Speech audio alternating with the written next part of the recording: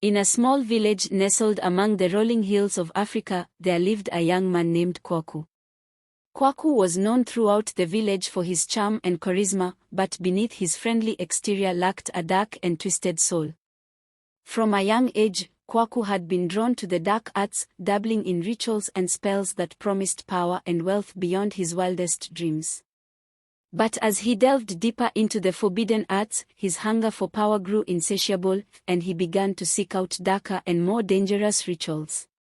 One day, Kwaku stumbled upon a dark and ancient ritual that promised to grant him unimaginable power at the cost of a loved one's life. Without hesitation, he turned to his own mother, a kind and gentle woman who had always been there for him. With a heart filled with greed and ambition, Kwaku lured his unsuspecting mother into the depths of the forest, where he performed the ritual with cold and calculating precision. As his mother lay dying before him, her life force drained away by his dark magic, Kwaku felt a thrill of exhilaration course through his veins.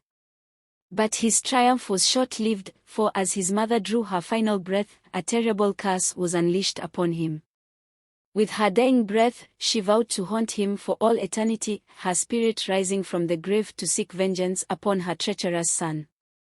From that day forth, Kwaku was tormented by the vengeful spirit of his mother. Everywhere he turned, he could feel her presence lurking in the shadows, her ghostly wails echoing in his ears like a chilling whisper of doom. At first, Kwaku tried to ignore the haunting, dismissing it as nothing more than a figment of his imagination. But as the days passed and the haunting grew more intense, he could no longer deny the truth: his mother's ghost was real, and she would stop at nothing to exact her revenge. Desperate to rid himself of the ghostly torment, Kwaku sought out the help of a powerful witch doctor rumored to possess the ability to banish spirits. But despite the witch doctor's best efforts, the vengeful spirit of Kwaku's mother proved to be stubborn and resistant, refusing to be exorcised from this realm. As Kwaku's life descended into madness and despair, the villagers began to whisper of his dark deeds and the curse that had befallen him. Some pitied him, while others feared him, but all agreed that he was a haunted man, doomed to wander the earth for eternity as punishment for his wickedness. But even as Kwaku's soul grew ever darker and more twisted, there remained a glimmer of hope amidst the darkness.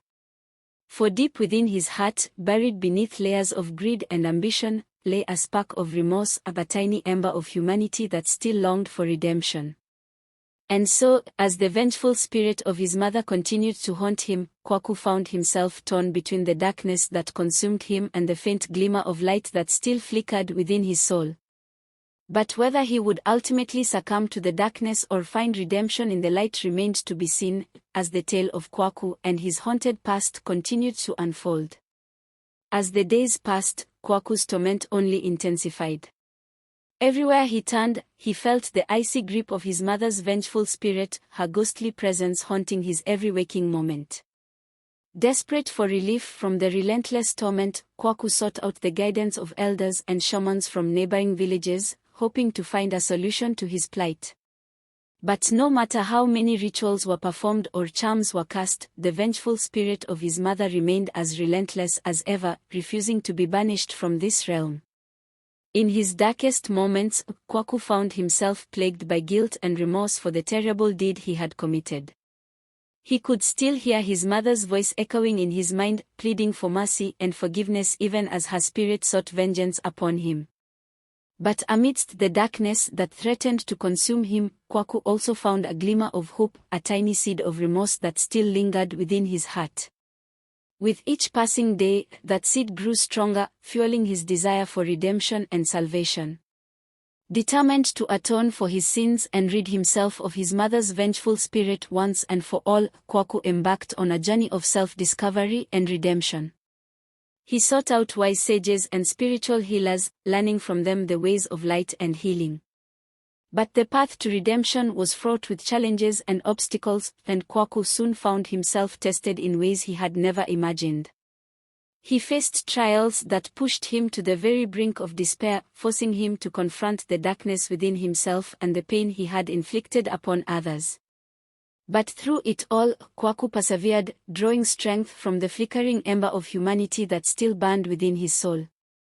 With each trial he faced and each obstacle he overcame, that ember grew brighter, guiding him ever closer to the redemption he so desperately sought.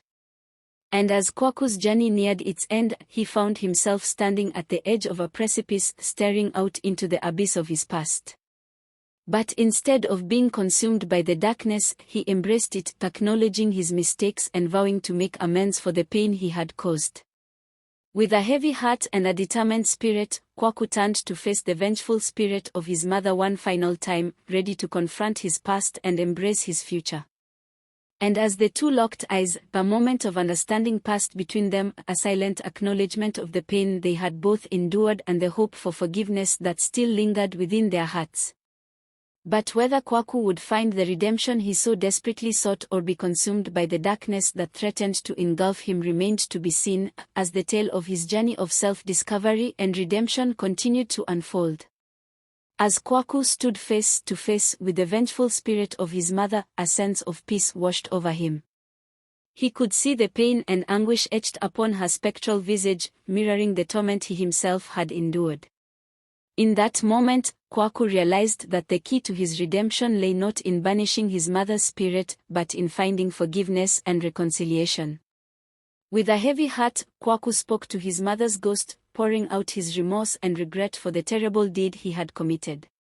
He begged for her forgiveness, vowing to spend the rest of his days atoning for his sins and seeking to make amends for the pain he had caused. At first, the vengeful spirit of Kwaku's mother remained silent, her eyes filled with sorrow and resentment. But as Kwaku's words of contrition washed over her, she felt a glimmer of hope stir within her soul, a tiny spark of forgiveness that had long lain dormant. Slowly, hesitantly, the vengeful spirit reached out to Kwaku, her spectral hand trembling with emotion. And in that moment of connection, a wave of warmth washed over them both, filling their hearts with a sense of peace and reconciliation. From that day forth, Kwaku dedicated himself to a life of service and repentance, using his newfound knowledge of the dark arts to help those in need and protect his village from harm. And as he worked tirelessly to atone for his past misdeeds, the vengeful spirit of his mother watched over him with pride and love, her presence a constant reminder of the forgiveness and redemption that awaited him. But Kwaku's journey was far from over, for he knew that true redemption could only be found through selflessness and sacrifice. And so, he vowed to continue his quest for redemption until his dying breath, knowing that only then would he truly be free from the darkness that had once consumed him. Please like, comment and subscribe for more. Thanks for watching.